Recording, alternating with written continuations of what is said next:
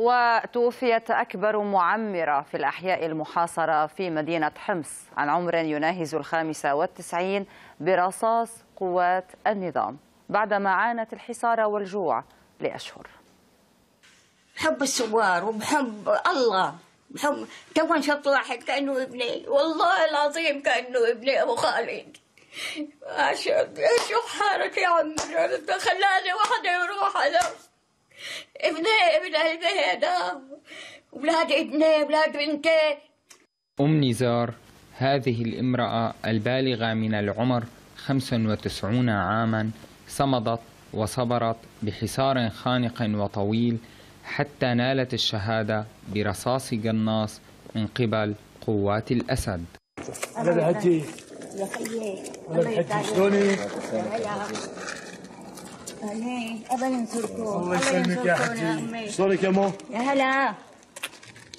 الله يرضى عليك. كيف صحتك؟ شلونك؟ الحمد لله. شلونك؟ كيف صحتك؟ يا أخي يفتحوا لنا هالطريق يا ماما، ليك أنا عمري 95 سنة هيك اتكركب مشان لقمة الأكل، والله ما عندي لقمة أكل، لا عندي حد يجيب لي لقمة أكل. فتحوا لنا الطريق، هالأطفال هذول هالصغار بدهم دكاترة، بدهم لوبس، بدهم حرام، بدهم حليب، ابن 4 أشهر منين بدأ وعي الحيط فوق أمه وما عاد فيها حليب، منين بدي أجيب له حليب؟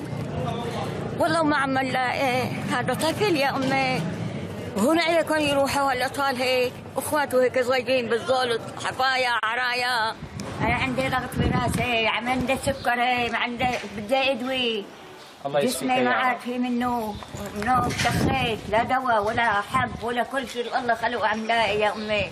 أنا ما بدي أعيش كمان بين هالعالم، إذا مت أهوى، بس الموت ما عم يجيني والله. لا حول ولا قوة إلا بالله، لا حول ولا قوة. نحن عم نتبارك فيك يا حجي. الله يخلي عافيتكم، الله يحميكم يا شبابنا، الله يحميكم كبار وصغار.